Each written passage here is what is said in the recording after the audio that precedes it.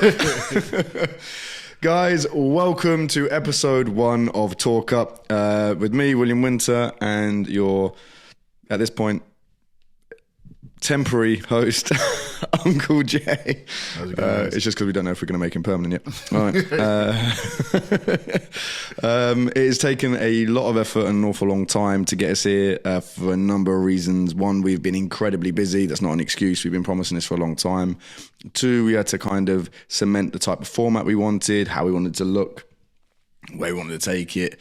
I wanted to secure a different host as well, so it's not just always us, because I didn't want it just to be a complete verso show. That's not the point of this at all. It's an electrical podcast for the electrical industry. So yeah, there was a lot of things in it that had to go right, or had to go wrong, so we could get them right, and things like that. Even just mapping the space out and everything else, which is so far from being done. I'm hoping it looks far more impressive, that side of the camera, than it does this side of the camera. So yeah, that's where we are. So yeah, I mean, today is literally just the first topic of getting us off the ground, so you guys can see the sort of thing we're going to be looking at doing, how we're trying to present it, a little bit of a teaser as to who that extra host is going to be, who's going to hopefully sit in this space once I finish building that side of the studio that you can't see. And obviously interviewing Jay to see if we're going to keep him. So feedback in the comments, please, if you think we should keep Uncle Jay or not, and if not, it's absolutely fine. He's got other stuff to do anyway. Yeah. The other thing is the other reason it took a long time to get this set up is we have to shoot this early in the morning because we've got to do full day's work afterwards, because we're not doing sponsors that pay us, simply because we want to keep it an unbiased show. I think a lot of podcasts, YouTube channels and things like that end up losing a bit of credibility on their show just simply because it becomes about who's going to sponsor that channel. And then it comes a little bit of, not putting words in people's mouths or pointing fingers anywhere, but it comes a bit of like, lose a bit of credibility in my point when I know that you're pumping that product and you're pitching it out to be excellent, and I've seen the test data on that product and I wouldn't put it in my house. So, and I think there's a few people are getting a bit fed up of that. So this is going to be an unsponsored show. By all means, send product in. We're going to have obviously electricians on the show. We're going to have other manufacturers on the show, wholesalers on the show, and ourselves as well. And we'll analyze it. We'll happily, if you've got a new product to show or you think it really will help the industry, or especially electricians, we'd love to see it and give you feedback on it. Again, we'll always tell you what we're going to say before. We're not out here to kill anyone or destroy anyone's companies or products or anything else like that. Far from it. We want to keep it as positive as possible, this space. So with that being said, Uncle Jay, hit us off. Always don't do that. Sorry. Frickin' hell. 2 minutes into it, he's destroying the audio by smashing the table. Oh, my bad, sorry. Right, not a good first step on your interview there, Mr. White. Okay. Strike 1. All right. What are the topics today, mate? Well, first topic is thermal derating. Ah, really? Yes. So recently you posted that YouTube video. I did. So we're just going to go more in depth onto that, if you don't mind me. Okay, no, absolutely fine. Yeah? Yeah, no, thermal derating. Yeah, yes. Let's do it. What questions have you got about thermal derating, Mr. White? Ooh, first one. What are you laughing for? I don't know. Hey, this is supposed to be serious. Come on. I am serious. Deadly. Let's go. Okay, right. The first one I wanted to talk to you about. That knocking on the table. Sorry, man. I'm going to derate you in a minute. You get fired halfway through the first show. Go on. I'm out. Just run me through again, because I briefly spoke to you before this, just about the temperature chart. Yeah. Okay. So one of the things you were saying about is with the 19%, the 21%. Yeah. Right, just run me through how that works, because I've spoken to people previously about this and they're like, right, okay, I kind of get it, but I don't get it. So I just want more clarity on that one. So you're talking about a thermal derating chart. Yes. Now, there's only a few manufacturers actually I found. I thought it'd be a bit more common across. Like if you're fitting a consumer unit or an RCBO from anyone, I thought it would be more accessible then. The information would be more accessible. I found out since, after speaking to Paul, why it's not, right? But what it is, essentially, it is just a simple chart which will start at 30 degrees. I'll explain why in a bit. But it will start at 30 degrees, and that's the testing parameter heat for your certification and your standards at BSEN. I think it's 69001 for the RCBO. So all the RCBOs are tested at 30 degrees, okay? And that's to make sure that they trip at the right amperage. So if you've got a 6 amp breaker, for example, you want it to trip at 6 amps or over 6 amps, right? Yeah. So What you don't want it to do is trip under it because that's a nuisance trip, and you sure as hell don't want it to trip over it because that's a risk. Okay, and obviously the greater it does either one of those, the greater the nuisance or the greater the risk. So what a thermal derating chart will tell you is how the thermals surrounding that product, i.e. at what temperature the amperage will change to. No, that's really badly said. The amperage will change depending on the temperature, right? And the chart will show you, depending on what temperature that environment is in, at what amperage that breaker will trip. There you go. That's better. Bit of a tongue twister there. Yeah, sorry. So that thermal derating chart will show you from 30. If you look down at 30, and it won't just be ours, it'll be everyone's, right? So at 30, you'll have 6, 10, 16, 20, 25, 32, 40, 50. Bang, boom. They'll all trip at that point at that degrees. Well, they should. Okay. Now, then it goes up usually in gradients of 5. So go up from 35 up to 60, and from 25 down to minus 5, I think ours goes. Yeah. And as you follow the columns either way, the next figure will be the amperage in which that breaker will trip. Okay. So I'll flag up ours on the screen at some point. Okay, so the guys can see, and I'll also put a link in the show notes so you can download ours and have a look. And you'll see as you follow up the temperature, that tripping capacity reduces. Top of my head, when we get to 60, I think a 6 amp breaker goes from 6 to 4.8. Yeah. And then if you go from 30 all the way down to minus 5, I think it's 7.4. Something ridiculous. Yeah. So on a 6 amp breaker, for example, on our derating, which is one of the smallest derating factors in the industry, there's still quite a considerable difference. And obviously on a 6 amp breaker, you're going up to 7.4, you're going down to 4.8, okay. But on a 50 amp breaker, I think it goes all the way up to 59.8. Something ridiculous. On the minus 5, and I can't remember how much it reduces at 60 degrees. I think it's 40 something off the top of my head. Anyway, so if you map that out on ours, which I think is only a 19% derating factor, that's still something that you're going to have to factor in to your electrical design. Not really ever going to be an issue in your standard domestic setting. So if you're looking at a consumer unit, you change the board, you've upgraded it to a Verso consumer unit, those devices there, you can fit in the ambient temperature of a home is anywhere between 17 and 24. The running temperature of our RCBOs is it's actually the lowest in the industry. So you're not going to get an environmental change too much to the board. And therefore, the derating factor is going to be very, very minimal, if at all. So you'll be fine. And there are other manufacturers in the industry that are similar. Yeah. There are other manufacturers in the industry that are not, right, where their derating factor is up to 40%. So now you're calculating 40, that's not from 5 degrees, that's from 30 to 60 and from 30 down to minus 5. Right, okay. But the differential is up to 40% at either end of that scale. Well, 40% of 50 amp, for example, especially on a derating factor at minus 5, is huge. That's dangerous. That's risk, huge risk. And again, upwards, you're just talking about nuisance tripping to the point where it could become unlivable. Like, and you're going to get a callback like this is ridiculous. Again, unlike to reach those extremes in a domestic setting because the ambient temperature of the sphere of the board isn't that high. But when you start filtering that back to people fitting consumer units outside or in other environments, whether either warmer or colder or have a fluctuation temperature, mate, that's massive. And again, you really got to start thinking about how you can control the environment of those devices as much as you possibly can. Even when you're fitting a higher pedigree product like ours, for example, you are still, if you're going to stick it outside, for example, and you mentioned the peaks of Scotland. Yes. That gets cold. You fit in a board outside in Scotland. I actually had one electrical contractor on Instagram reach out to me and say, when I did the video on IP boards outside. Yeah. And I mentioned obviously rain doesn't go upwards. Apparently in Scotland it does. Does it? I think it's the wind. So as the rain comes down, obviously the wind is so high on the peaks of Scotland, it kind of scoops it up. Right. Okay. And it can hit the bottom of a consumer unit because normally if they're fitting them outside, they should.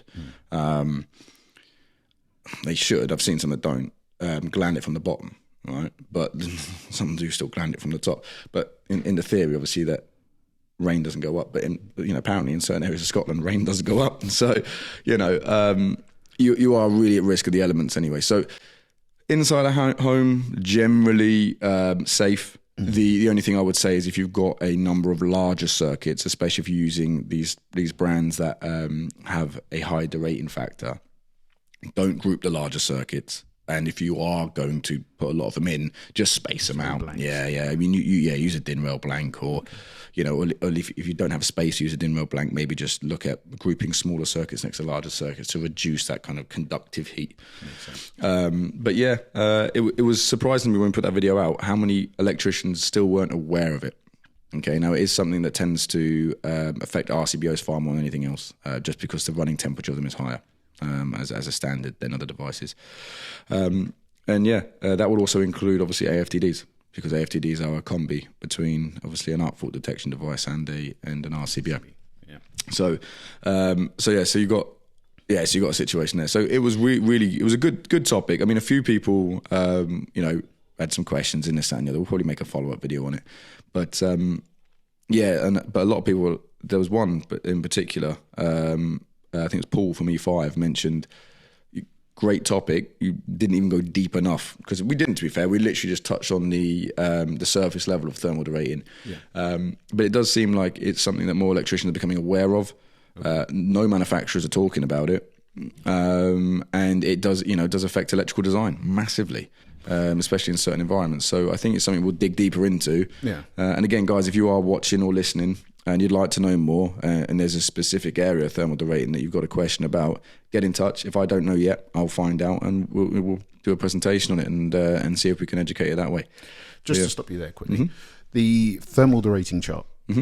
Do all manufacturers have that? No, and the reason they don't have that, as I found out, is because the testing you have to do to basically gather that data, it's not a requirement, believe it or not, for a BSEN standard product. It's also not a requirement for an awful lot of certification standards. Wow. So there's a lot of people say, it's independently tested. Brilliant. But that's like saying, unless you know by who and what the parameters are they're testing, that doesn't actually carry much weight, does it? So, and even within certain testing houses, like the one we use in Germany, they have different standards of certification. So you can carry their badge, all right, but at the same point, you've got like the entry level of their testing, or you can go to the level we do, so we can get our specification work, and it costs 4 times as much. But the actual testing you have to do to be able to gather the information to do those thermal deratings to each end on every device, a lot of factories in China especially do not have the capacity to do it, which means they have to then outsource that, which is tens of thousands of pounds per device. So that's why they don't do it. So there's one company that I know, Hager, do it. Hager advertise theirs. Obviously, we've got ours. I say advertise, that's strong. They obviously make theirs available, which I thought was really good, which is why we did it. Yeah. I think you can get older Schneiders. Okay. Wilex or another one. So Electrium. Again, the brands you would expect to be able to get it from that have always carried weight in the circuit protection industry as far as credibility is concerned, you can access it from. Right. So, and obviously we've always tried to either exceed their standards or at least match them as a bare minimum, so that's why we've done it. But a lot of other brands, shall I say, nope. Do you think it's a case of them unwilling to be transparent because they're scared as to what their feedback will be? Not always. With some probably. But I think a lot of it is electricians still don't know to ask for it, so they're not thinking about factoring it into their designs. So they're not asking for it, so they're not having to provide for it. The other one is obviously the cost. You got to weigh it up. If you only want to pay a £5 for an RCBO, well then you're going to omit certain situations from that situation, right? So if you're only paying a £5 for it, then you only expect a £5 worth of support, right? That's not just on the product, that's on all the other infrastructure as well, which means certain stuff that you're going to get from other brands is going to be missing, because they can't afford to sell that for a £5 and then hit the standards of like certain testing standards or information and data. It's just impossible. So you kind of a bit boring, but like you get what you pay for, don't you? So valid point. In the video, you talk about the ambient. I'll chop your hand off. Sorry, mate. I'm going to chop your hand off. It's my nerves. It's your nerves. Should have had that coffee. You mentioned quite frequently about the ambient temperature. My question is there a right or wrong place in terms of installing the fuse board in the house? Is there a specific place that you would say, I recommend you install in here, or? No, I mean, just internally, really. I mean, if there's a room for whatever reason in the home that emits an awful lot of heat, like I wouldn't stick it above boiler, but I don't think you actually can anyway. But no, in a standard domestic dwelling in the UK, I don't think there's any way you can't. I mean, legislation aside, I don't think there's any way you can't get away with it. The loft, maybe be a bit aware of the loft. But again, most of those are quite well insulated these days. And well, to be fair, some PV systems and stuff now, they do put all the brains of the house in the loft because there's a lot and they're trying to hide it, right? But again, would it dip that low? I wouldn't have thought so. But it's something to be aware of, I suppose, if you're putting in a loft. Or if you've got like a cellar, a basement type, one of posh house like that. Maybe, but again, I'd assume that'd be quite well insulated. I can't see that dipping, into the really lows or really highs. Loft might get quite warm though, thinking about it. Probably get in the summer? Yeah, probably get warmer than it would do cold. But again, I don't know enough about lofts or roofs, so that's the truth. I've got no interest in roofing whatsoever. So, but yeah, I can't get in my loft. There's so much crap in it, so it's. I could tell you. Yeah, I could tell you if it gets cold or anyway. But yeah, inside a house, really, I think you're fine. I think it's more when you're looking at externals or barns, or when people are putting like these like man caves outside, or maybe like a garage conversion, or all these little things. And again, obviously, a lot of EV installers and some PV installers are just whacking them in either in the meter cupboard or just on the side of the bloody house.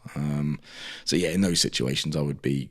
I think there's actually one manufacturer. I've seen something on Instagram, and I'll take it with a pinch of salt. I'm not sure it's true or not. That someone said that the IP board that's been quite popular to be fitting outside actually within the instruction says not suitable for external use, which makes a lot of sense. There is a call for IP units. There always has been in certain plant rooms or in environments that are quite humid and things like that to stop water ingress from condensation. They were never meant to shove them outside. Yeah, to shove them on the side of the house. So you're strongly against them being outside. Yes. Yeah. Well, the board, you can. And I'm not really asked if the board's outside. It's the devices. I'm strongly against RCBOs and RCD devices or any protective device really being fitted outside. I'm sure there's a call for a DIN rail enclosure for something else, but as far as a protective device on a final circuit, no, it doesn't make sense. Especially when you think you're plugging that into an EV charger, which is supposed to be looking after your very expensive car. Like that just blows my head a little bit. No pun intended. No, but honestly, like why would? Yeah, that doesn't make any sense to me. Right. So. Okay. So in terms of this thermal derating, right? Do you feel like the legislative bodies need to do more in terms? Okay. Yeah. But God, when did we start the Say No to AC campaign? That was years ago. So that could have been. So I started here 2019. I think it was either. So it's 2020 then. Yeah. So 2020, and they didn't put that in. And we were commercial associates, the ECA, and we made a lot of people aware of that. And they didn't put that in play until 2022. Could well have been. I think it was in the 18th, wasn't it? Was it in the 18th? Did they make an amendment in the 17th to put it in? I think they made an amendment in the 17th. I can't. Guys, again, in the comments, whenever Type A become mandatory, I thought it was with the 18th. Jake could be right. It might have been slightly earlier. Yeah. I know they made. No, I think they made an amendment in the 17th about being aware of it. And then it became mandatory. And then it became mandatory in the 18th, I think. Yes, I think that's right, because everyone was asking then at that time, do you do Type A? And we've never done Type AC. It's always been Type A. So, because we could see that. And again, because then we had to remind people we were the ones that started the campaign for it. So, again, if we started a campaign for IP boards today, or thermal derating today, I think we might see a change from the IET 2028. And then they still wouldn't send us a regs book. Yeah, I like how every other manufacturer got it 2 weeks before we did. I love that. It's great. Yeah, that really cheesed me off. No, it is what it is. Yes, we don't do enough gala dinners apparently. Yeah. So right, just summarising on that. Is there any final thoughts you have on thermal derating that you want to share? Guys, ask the questions. Right, this isn't a Verso pump. Like, ask the. I don't care what fuse board you use, what consumer you use, what RCBO you use. Well, I do care. That's also a lie. Of course, I want to use ours. But should the devil take you in a different direction, then just ask the question. Especially again if you're fitting a consumer unit with a lot of larger circuits, and there's not that much space in the board, and you're going to group them together. And even guys, even on the cheaper boards, right? If you end up having to buy a much bigger board because you're spacing all your breakers out, just think about the commercials of that as well. Just ask questions to those manufacturers. That would be my suggestion. Educate yourself on it a little bit, and don't get caught out, because at the end of the day, you're responsible for that electrical design of that house, of that install, and if anything happens, you'll be held accountable for it. And the manufacturer will scoot out of that real quick. Boom. Yeah. Boom. That could be the problem. Boom. Oh, no pun intended. Well done, Jay. Oh, gosh. Right. So just moving forward, the next part is sponsors. Sponsors. So we don't, like I say, we don't have a sponsor because you don't pay us. But the guys from Hanger have been in touch, which I thought was quite interesting. So I like the story. 2 electricians. Okay. They've obviously designed this product to help other electricians. That's a big part of what I really like, right? So first thing I noticed about it, I'll be honest, is please don't take this the wrong way. I didn't expect it to be made that well. If you look at like the actual mold and the stuff that I would look at, which most human beings wouldn't bother, but just little things like even the way they've got it embossed. I don't know if you can see it here. Embossed at the back here as well as here with a nice finish. That cost money. The tooling on that isn't cheap. It's the only product like it in the world apparently. So they've told us. It is pronounced Hang-R. It should reduce soreness and pains and issues and injuries in the back from tool belts, jackets, and obviously getting back up and down out your bag, getting your product out. It clips onto any consumer unit apparently. So we tested it. I might put some B-roll up in a minute for those for the video viewers, but we tested it on our smaller board because it looks quite big. If you look at it, it looks quite big. So I didn't think it would fit on our little sort of garage unit or little 8-way board or 6-way board. So I tried it, and it actually does. It fits. You don't have to use all 3 clamps for it to fit really well.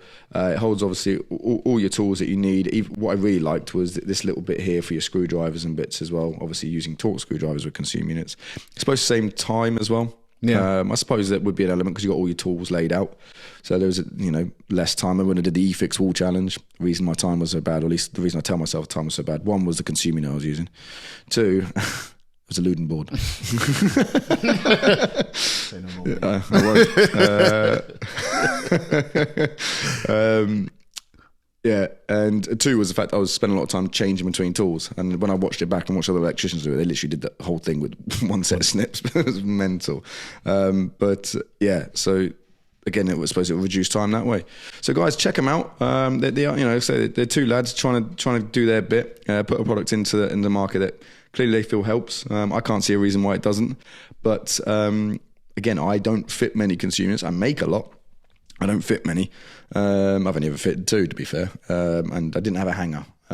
So I will ask our resident co-host on the next show to see what his thoughts are on it and if he's used one. I think he actually has. I think I've seen something on Instagram. I think he has. He could well have. They were also saying, though, what was their other USP? That they're the only ones that make it or something this. Yeah. I think I said that. Oh, did you? Mate, that's strike 3. Did you actually? I did. Yes, it's the only one like it in the world. Oh, did you actually? Oh, Yeah. wow. Oh, I didn't hear that part.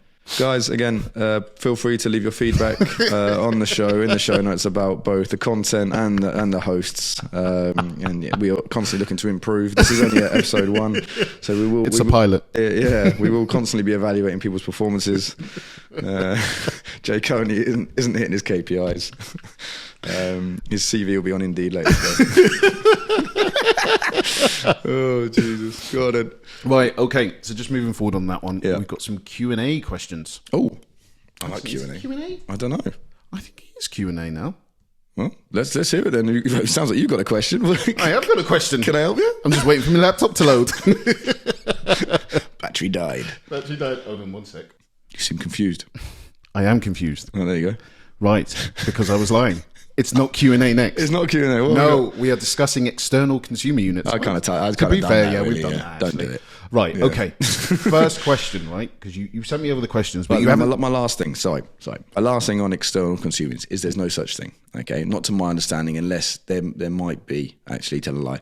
But what people are considering an external consumer unit is an IP65 consumer unit. Okay, that doesn't mean that it's insulated or anything else like that. What that means is it will stop dust and water ingress. Okay, that does not mean because when we see IP65, the first thing we think of is a socket.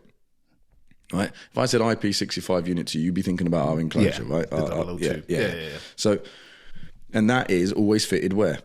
Outside, right? So you think, okay, IP65 socket goes outside, well, my IP65 consumer unit can go outside. And in theory, it can. The board, there's nothing wrong with the board. It's IP65. Is it tested to IP65? 100% it will be, right? To get an IP certification standard, it has to go through, it has to be tested by all these different water jets from different angles at different pressures for different time, all sorts of stuff. So that will be IP65 until two things happen. You put a hole in it, right, to put your conductors through. That's the first thing. So unless you're then retesting that seal the same way it was tested coming out of the factory, then it can't be IP65. You can't guarantee it's IP65. So straight away, as soon as you install the bloody thing, you've killed its IP65 standards. Two, it doesn't stop the temperatures affecting the tripping capacities of the breakers. Therefore, is it IP65? Yes. If you want to fit it under the sink, fine. Right? Not fine, but you know what I mean. If it comes into contact with it, occasional rain or high condensation or whatever it might bloody be, right? Not rain, sorry, water. Then I get it. Inside the home. But where you can't control the temperature spaces, where you're going to have to knock holes in it and in it, all sorts of stuff, which is pretty much every consumer unit, then no, there's no way, in my opinion, that you can classify an IP65 consumer unit as an external consumer unit. I think the two are very different. And that's my last comment on IP65 boards. Feel free to disagree with me. Plenty of people probably will. And again, if you've got any reason why I'm wrong, please let us know. Again, jump in the comments, send us a message or whatever, or come on the show. But that's my 2 pennies worth on IP65 boards. And now we move on. Right, you ready for the Q&A? Yeah, I'm off my high horse. Very good. Right, okay. So you sent me over the questions. Yep. But you forgot to tell me as to who they are from. Yeah, that's because I forgot to write them down. Yeah. So apologies in advance, guys. I will, again, put you in the show notes, thanking you for your questions when I go back on my phone and find out who it was that sent them in. Right, so until then, so the first question is from, we'll just say Anonymous, or John Doe. John Doe's someone who's dead, isn't it? It is, isn't it? Yeah, it's not from John Doe. I'm pretty sure they're alive. I hope they are. Mate, you've just really changed the whole dynamic of this show. Okay, we'll start. Strike forward. Let's revert back. Anonymous, right? Okay. So, first question: would you consider a plug-in neutral system similar to Schneider, or is this already patented? Discuss. Schneider's systems a lot of their systems are patented. As we found out in our 3-phase design process. Yeah. And I think their latest revenue point was like 1.6 billion as a global company. Is that it? No, peasants. Yeah, I bet the guy who does their podcast doesn't have to edit it themselves. Yeah. Valid. No, so their lawyers get paid more than us. So there is no way, shape or form I would be going anywhere near a Schneider patent. Have we looked at a plug-in neutral? Depends on what you mean by plug-in. If you mean like a push connector, like a bit of like a Wago connection, yes, I have looked at it. There are systems like that available in Europe. However, the simple answer is a British electrician just won't pay the price. There is another version of it that we've looked at that we're exploring, but in honest answer, the problem with it is it all comes down to cost. So you add a feature like this or a USP into a product, there's tooling, certification, and then there's obviously engineering costs. When the first price I get out of a wholesaler is how much is your RCBO, then, that becomes a very difficult conversation to have then. Like, well, it's cost X because we've got this feature in it here. Well, my contractors buy on price. So, or I buy such and such an RCBO from such and such a manufacturer for £1. Like, well, okay. Well, so yeah, there's always that kind of push-pull between the commercial aspect of it and the engineering side of it, which is why you find, I suppose, a lot of bigger brands like a Schneider, for example, have products along that sphere. Okay. Even though all their products are expensive or more expensive than ours, they are designed for, I suppose, different spaces and markets. So yeah, at this moment in time, we have explored it. I don't think we've got the economies of scale to really go after it this minute in time. But there is a version of it that I'm looking at. I'm hoping we can get over the line probably by the summer. Good stuff. But there you go. Well, thank you. Great question. Thank you very much. Right, Anonymous 2. Will there? Oh my gosh! You give me the questions and I've typed this completely wrong. I said, like will five. there be a day? So will We have there? a better host. There won't. No, because everyone does this for free. So you got to kind of you take what you get, really. Oh, geez. Serious, come on. Right, will there be a day where RCBOs become like RCEBOs? RCEBOs. Oh, wow. Mate, let me start again. Let me compose myself. Please here. do, yeah. Will there be a day where RCBOs become like AFDDs and give you a fault indicator? No. No? No, you got two faults, really, and in my humble opinion, unless you go down like a Bluetooth route that Hager have tried with their AFDD, which after... Sorry, mate. Sorry. Nervous elbow. Oh, Jesus. Can't wait for this new host to turn up. No, which after obviously recent reviews and things that I think a lot of people will be wanting to stay clear of. Do you think it would just be over-engineered Yeah, for what it is? A little bit. But I also think, again, like when you start putting an indicator in place and then it needs a PCB in there, but people want a compact RCBO, so you want more stuff into a breaker's space. You're talking about higher levels of engineering is the truth, right? Smaller components mean more lead time in production, which means more production processes, which means more cost, which people don't want to pay. So whilst I understand from an electrician's perspective, if I could go, if Mrs. Jones has called me up saying that this circuit's tripped, whatever, I can go to the board, maybe hold a button in or whatever, and the thing is going to tell me what the fault is. It makes it easier for me to isolate the fault on the circuit and know what I've got to do and save me time on testing and going around and blah, blah, blah, blah. So I get it from a convenience perspective for the electrician, but I cannot see it from a cost perspective from the initial install. Because it's not going to help the guy installing it. It's going to help the guy who goes to site afterwards. Yeah. Where I could see something like that maybe would be housing association specifications, because that would help a DLO team. That would help, in that situation. You could, risky, but you could ask the occupant to go to the board and basically read out what the fault is so they know who to send or what it might be. But I think we're way off that yet. Way off that yet. And again, a lot of that will come down and be predicated on price, because even housing associations have really tight budgets these days. That's what I was going to say. I mean, in terms of where I sit... Unless they're buying smoke detection. Well, yeah, there is that. But in terms of where I sit in the business, like you said before, value point is the cost. Yeah. And I just think from where it is now, price X, to where it would need to be, I can't see that many people looking to pay that. No, I mean, don't forget, the price discrepancy between a standard RCBO now and a compact RCBO is negligible compared to where it was 5 years ago. Okay, you're talking a few quid. But 70% of our RCBO sales are tools. Okay, so that is mainly on price. Now, if that gap was to be £1 per unit on a 10-way board, 10 quid, some electricians, I won't go as far as say most, but then I reckon that number will go maybe 60-40 or 55-45. But it's not going to flip in reverse and go 30-70 the other way, because it's still £1 or £1.50 difference. But, it's still a 10 quid on a 10-way board, isn't it? So I can't see then adding something like that. Again, that doesn't benefit you on install. That only benefits the guy coming to site afterwards. Yeah, you're not going to do that, are you? No, I don't think so. No. Because if the guy coming behind you is quoting the job on a price as well, you're not going to win. Even if you do tell the homeowner, oh, by the way, if something ever goes wrong, which it shouldn't, but if it does, if you push this button, you'll be able to call me and tell me what the problem is, and then I come over and fix it. I just I like the idea of redoing. If it was a standardized situation as a BSEN standard, I think it'd be fantastic, but I think pigs will fly first. Cool. So, yeah, great question. But again, I think our industry is crippled by the pricing elements that people are willing to pay, unfortunately. Right.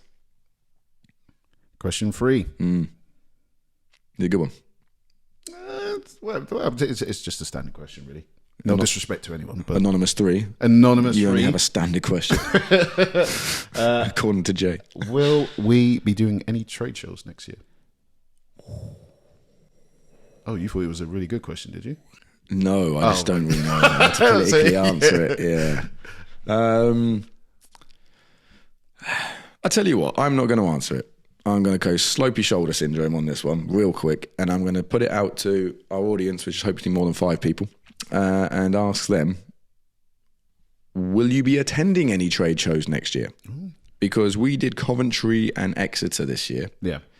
We done more last year. I can't remember which ones we done more last year. Well, we did Coventry last year. We did Exeter last year. We did Bolton last year as well. Bolton, yeah. Yeah. So, we usually do 2 or 3 a year. We've done, and those shows are the ELEX shows. So let's be more specific, okay? So trade shows, we do 2 wholesaler trade shows a year. And that's because we're approved by 2 buying groups for independent wholesalers. Again, if you don't know what they are, not an independent wholesaler, I'm sure you all know what one of those is, but a buying group worth looking into, especially if you are an independent wholesaler, isn't part of one yet. But we do the IBA trade show, which is really good. Yeah. And really engaging and on the day offers and yada, yada, yada. And again, the way they do certain events throughout the year as well. We will be doing that one again. The AIEW also do a show, which is structured completely differently. It's more of a social event, really, that manufacturers attend. We might do that one again next year.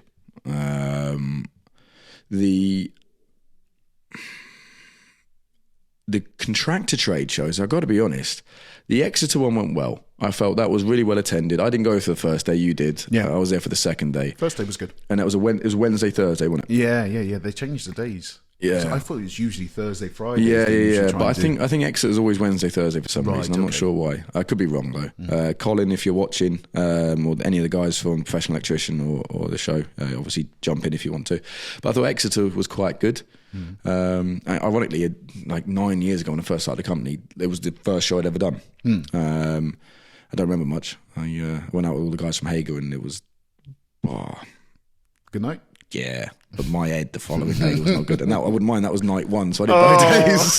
So yeah, I got down there in the morning, set up a little pop-up stand because all I could afford at the time, and then I think they took pity on me, bless them. So they took us out. I didn't have an expense account. I didn't have anything, and I had a great time with them. To be fair, a lot of the people I went out with don't work there anymore. One of them still does. Right. Always say hello to them at the shows, honestly. Yeah. We always had a good relationship with those guys there, but they've all gone on to different things.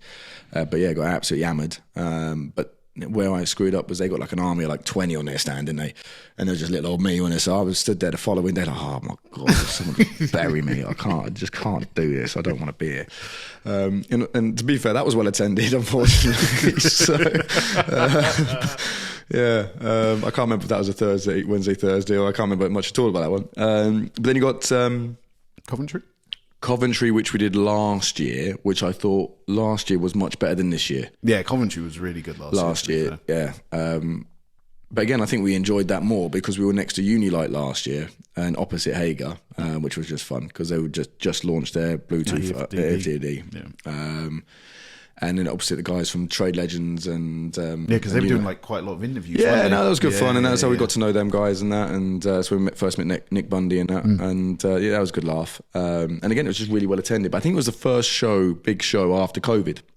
It was. So yes. I think everyone just wanted to get out. This year, I thought it was pony. What? I did. I thought it was terrible this year. I did. I'm sorry. I did. Like I thought. God. Yeah. No, we're going to be honest. Right. Okay. We're going to be right. Right. Like, here's what ticked me off. Right. So we got up there. Stop looking at me like that. I'm going to sack you. not your job. I need you but for the podcast. Thank you, Anonymous 3, for this question. Right. got up there the first day. Yeah. Went up with Steve, right? Yeah. So for those who don't know, Steve works as our spec guy. I used to work for ACO, then saw the light, come work for a proper company. I'm joking.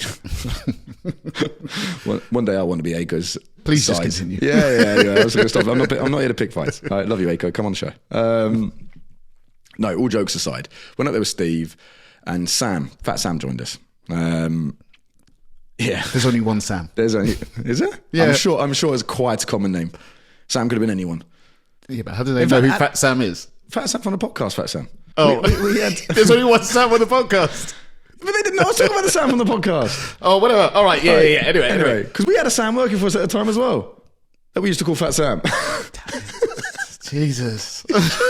Just move on. I've moved. Right, listen. It was there. He'd driven all the way from Kent. Yeah. I'd come from close to Swansea. Steve had come from Oxford, which to be fair, Steve, that doesn't count. That's like half hour, right? But anyway, so we get there. Stands all set up. Thankfully, we've got to a point now where someone else does that for us. So. Yeah. Right, and sets all the stand up. Stand looked fantastic, really good. Location was terrible. Stuck us opposite Live Electrical. That peed me off. That was the first thing. I'd sent him an email when I first got there. Basically, are you taking a Michael? Because this is, Then I stood there all day, right? It gets to 2 o'clock. The damn thing becomes derelict. I leave Sam and Steve there. I then drive an hour and a half to get to the IBA show. Okay, stay there. Again, may have drank too much. 10 years in, learn a damn thing, right? Had a great show at the IBA show. Yeah, it was good. Fantastic day of sales, really good engagement, great catch up with the guys. In the morning, had to wake up at the crack of rotted dawn, eat some breakfast that I had to shovel down, I felt vile. Then drive back up to Coventry where you and me did that show with a hangover. Bless him, Fat Sam come back up. It's true, right? Podcast Sam came back up. There we are. I'm not fat shaming him. That's his name on Instagram. Oh, is it actually? Yeah. Oh, right. So he comes. He comes. He's not even fat. Big boy and all. I didn't realize he's that tall because on his podcast, he got the way his camera is. He kind of sits down and to be honest, I thought he was shorter than me. Still, I thought, oh, fair play. Yeah, he's a big lad. Fair play. And I know he goes around slapping people on sides, but I wouldn't argue with him too tough. I'll be honest. Anyway, right. So he's there. He's driven all the way back up from Kent, and again, the morning was really, really good. Yeah. But by lunchtime, it's like, wow. Why were we there? It was quite. And to the point where I thought, well, hang on, I should get this half price. Because it was and then like when I add up the cost of it, people's time, the expenses, the hotels of it all, the travel expenses, the space, the stand, getting the stand put up, taken down, the travel, all that sort of stuff. And then look at the inquiries that we took from the Coventry show. We lost money. So to answer the question, will we do trade shows next year? I think we will do Exeter next year. Collins asked us to look at Sandown, which apparently is their flagship, which we didn't attend this year, do we? Is it November? It is. To be fair, he sent us some information on that one, but I think it's because he tried to get us in on a last minute show, didn't we? But based on the feedback we've had so far from the other shows, I said no. I think I'm in China, aren't I? And that shows them. You are. So, yeah, I mean, one of us will have to go. Well, it won't be me. There's a long way to come back to. No disrespect to Elex, but it's a long way to fly and pop in on your Sandown show. But one of us should go down and have a look at it. And again, you guys, if you attend these shows and you think some are really good, let us know. Again, if you're a manufacturer, you're probably not watching this yet, but we're being nice. But if you're a manufacturer and you think there's a particular Elex show that works really well from you, we'd love to hear it. If you're an electrician and you go to these shows, which ones do you think's best? But yeah, I'm a bit hit and miss, a bit like print media really. I'm a bit hit and miss on that. I'm not quite sure it's for us at this minute in time. If you've got like the gazillion pounds worth of marketing budget like some of these big companies do, and you just want to be omnipresent and anywhere anyone looks at anything electrical, you see your name. Yeah, then that's guerrilla marketing. Go for it. Where we are, we spend our money where it makes sense, where it impacts electricians. And where we think we can control the message better and also evaluate how many people are seeing that information and what they think of it. Because that's the other point. If you put something out there and people think it's pony, but no one tells you, you just keep doing it. That's right. So it becomes a waste of money. So, I don't know. I think we'll probably do Exeter and we'll evaluate the rest. But I think the industry could do with a few other options. It's got Elex. Apart from that, the installer show, which is pretty much plumbers. I went to solar storage the other day, which is pretty much plumbers. That was actually wow. There's a lot of PV installers that are plumbers last week. Yeah, but don't get me started on that. I am electrical purist. I am sorry, and that's why another reason I want to do this podcast. No plumbers invited. Nothing against plumbers. You're just not electricians. And stay away from our consumer units. I don't want you fitting them. Let's move on to question 4. Let's move on to question 4. I'm back on my soapbox. Right. Okay. Final question. Oh, from Anoni4. Anoni. Jesus, that came out wrong, didn't it? Right. Who are your favourite manufacturers in the industry and why? Well, apart from ourselves, yes. I plead the fifth. We had this because we had this conversation before we went on. Yeah, and I'm too competitive. Yeah, like I just, I don't know. You go first. No, I said mine. Who was it? Who did I? I said Hago originally. That's strike 6. I'll see myself out. Yeah, So, I think. no, I just said Hager. I just like the product portfolio. I love the marketing as well. I always love the colouring, like the Hager blue. I thought that's quite nice. So that's who I've always opted for in terms of if someone said who is your preferred manufacturer. Yeah, that was mine. Outside of ourselves, obviously. Yeah, outside. Yeah. Of course. Yeah. But no. I went for Hager, and then I spoke to you about it. You applied for a job there? No. See, that's what. Right. No. Yeah, that's it. Corporate espionage. I can feel it. But yeah, so that was mine, and then I spoke to you, and then we were talking about different other manufacturers. Yeah. I named a few, and you weren't too impressed. No. There are no other circuit protection manufacturers out there that I would recommend, or that I'd say I'd like. Is that you being honest, or is that just that competitive animal in you? Yes. Which one is it? No, you work it out. ACO. Okay. I think I said ACO earlier as well. I think you got to look at ACO. There's a few reasons why. I love the fact they completely and they always re-innovate and they're always restructuring their product. But from a business perspective, having 94% market share in pretty much it's unprecedented. Yeah, and such control over your market and at the same point, wholesalers don't like them as a rule of thumb because they're dictated to by them. And so is their price and everything else like that. And everyone needs to stock it, right? But MK were like that of old. Of old, they were very much like that.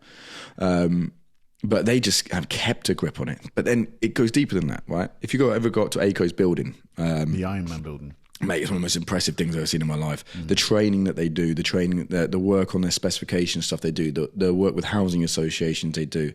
It is one hell of an organisation. And again, built grassroots, so I got a lot of time and respect for that. I think Neil Hooper does a good job of running a tight ship as well. I've never met an ACO rep that I thought wasn't well trained and didn't know their stuff. I haven't met that many, to be fair, but I can't imagine you'd last very long though if you didn't. And yeah, I just think it's very difficult to punch holes in a company like that. Yeah, because like you talk about their training and stuff like that. I think They spent like $200,000 on a training van. Yeah, and they spent another like £250,000 on a training centre at their place and things like that. And I know they usher wholesalers up there. Yeah, there's like mandatory requirements. Yeah. I don't know how that works, but I think it's something to do with their rebates are tied into. They have to send someone. They have to have like a product champion in there and things like that. I think that's awesome. But then having investing that much into the facility in the first place to actually be able to offer that. But then at the same point, that if you're dealing with a proper ACO distributor, that there should be someone within that building that can answer your questions on ACO. But that's awesome, and I think that's a real partnership. Again, ACO have got the point now where you have to if you want to trade with them and you want to be an ACO preferred supplier. But they also do stuff for the contractors. You have to be an ACO preferred installer, which again is just a tick box exercise to make sure that you're fitting the right detector in the right space and things like that. And again, I think, and I've worked with, obviously we work closely with a couple of housing associations down here in South Wales. And I know they've also given back to those housing associations and created like pots of money for projects and things like that. So there are companies and then there are companies, right? And I think they have really put themselves ahead of most people in our industry for a lot of reasons. Again, most people might not even realise. So yeah, I think definitely ACO would definitely be a choice of mine. Any others? Again, I like the Kosnick story, or Koshnik, I'm not sure how you say it. I think it is Koshnik. Is it? Yeah, I mean, Ying and her husband, who again started that. I remember when they first came out, got a lot of flack for some of the product they brought in, and their work ethic is insane. Yeah, she's always at all the trade she's shows. At every trade show personally. She knows her product backwards. Their customer service seems to be really good. Their pricing is good. I don't really hear many issues with their product. Good stocks. They're fantastically well-run company from what I understand. And again, if you're looking at like we would do, you look at the people that run, the people that sit at the top, and she and her husband just seem to have that down, and they're the sort of people you want to work with. And I like Koshnik. The only other one I think of off the top of my head is Unilight. Again, love the story of Alex and his sister and how they've taken that on and what they've done to that. And Alex as a person as well. I like, funny, yeah, but I'll be honest. So a lot of people don't know this. So I get on really well with Alex. And if I've ever got a question on something or just want to bounce someone off of someone who sits in the same role as I do and doing, you know what I mean? And there's not that many people in the industry, like managing directors, that talk to each other, because again, that competitive spirit, I suppose, or maybe just because we're just that way inclined. But it's quite an insular role. Like you don't really have that many friends at work because you have to sometimes make difficult decisions and things like that. And to have someone else to bounce off certain ideas. And again, we looked at things with the website, we've looked at other things in our marketing, and he's always been, in fair play to him, he's always been an open book. Yeah. He's actually offered to come onto the podcast as well. We invited me onto the Trade Legends one. We're not quite there yet, guys, by the way, if you are watching this. But yeah, I think what he does, and again, from what I understand, if they ever have an issue with any of their product, okay, and you get in touch with them on Instagram, and he's also a bit like me, he's the one manning it a lot of the time and everything else. They'll deal with it like that. If one of their lights goes faulty or whatever, cool, send it back, we'll send you another one straight. The customer service levels to what they do seems to be quite high. I love the design of their products. Since they've done a redesign and rebrand and that, the design of their products, their marketing's excellent. I just think as a company, they've got a real good handle of where they are, where they're going. I like their products. I like the way they go about business. So yeah, there would be my three that I would probably say are my favourite other manufacturers. So we got until any of them start selling consumer units. So just to summarise then, so we got Hager, ACO. No, you have Hager. Okay. Hager, I have Hager, ACO, Koshnik. Well, we're not quite sure. Yeah, I call it Kosnick. I've always called it Kosnick. Koshnik sounds kind of like cool. Yeah, it does, doesn't it? Yeah. Cosnick and Unilight. Yeah. So those are our four. Mm-hmm. And if any of you want to sponsor the show, apart from Hager, I'm joking. They can sponsor it. If Hager want to come on, I'd love to have him on. But to be honest, I used to love Hager product when I was at Ed's. I used to sell it all day long. Our wiring accessories are literally what we did. I love the Solister product, so what I did is I made it look like the Solister product. I got a lot of time for the Hager product, to be honest, and them as a company. But like I said, they got me drunk on my first ever trade show. So match made in heaven. But no, so I think that there are good companies out there, and I think the other thing as well, there are good companies out there doing a lot of things outside of just making product, and I think that should be recognised as well. Good stuff.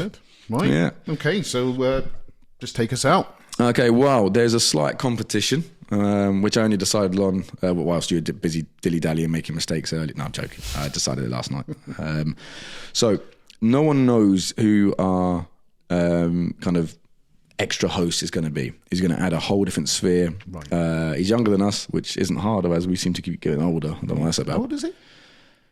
God, you know what? I don't actually know. I'm going to say in and around mid-20s. So that gives me space from like 24 to like 28 in my head. Young pup. Young pup, yeah. Yeah, I don't think you can grow a beard yet.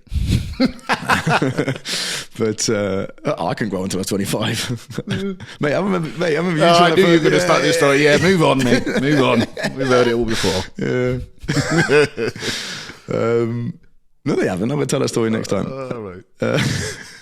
I won't be here.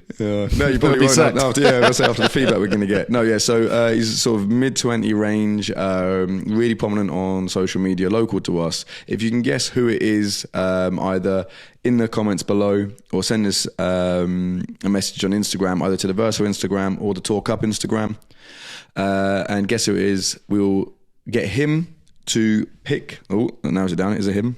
Get him to pick. Out of a ball of names or whatever, the winner on his first appearance, which will be on the next show. Great stuff. And on that, what should we give away? We don't have any Talk Up merch, so that's not going away. Well, I tell you what, we'll give up a Verso hoodie and an 8-way board. I was going to say a board. Yeah. Okay, we'll go. Well, there you go. Oh, bloody hell! What size is it? It's one you 8MX. Oh, there you go. One you made earlier, is it? Yeah. Right. So you will win this 8MX board, which is 6 usable ways with a Type 2 surge protection device in there, and you'll win a Verso hoodie in your size, because it'd be basically to someone that doesn't fit you. All you have to do is get in the comments below, guess who our new co-host is going to be, and that's it really. We'll pick it around on the next show. Yeah, it sounds like a good idea. So guys, any feedback, any topics you want us to cover, or anything else, or any guests you want us to try and get hold of, or if you want to come on yourself, just get in touch with us. Instagram's always best, but if you want to send us an email, we don't have one yet, not for the podcast, but no, do you know what? I'm going to make one while I'm doing the edit for this. So it'll be talkup@versoelectrical.co.uk. When is that's already taken? We own the Verso. Strike 7. Strike 7. I'm just playing with you. Yeah, it's like a cricket score, isn't it? Right. Yeah. So you can send. You will be able to send us an email. talkup@versoelectrical.co.uk, or get us hold of us on Instagram, or just drop a comment in below. And if you can guess the co-host, this board is yours. Oh, I did a U. I tapped it. I went straight to the mic. I didn't headphones. This board is yours, and solar hoodie in your size. Anything else from you, Uncle Jay? No, I'm signing off. Probably permanently. That's it, yeah. All right. Well, thanks very much for joining us, guys. Don't forget to like and subscribe if you're watching this on YouTube, and also follow us on Spotify and Apple, whatever is it, Apple Podcasts? I'm not sure what it's called, but they're the 3 platforms we're available on. And until next time, thank you very much. Take care. Take care.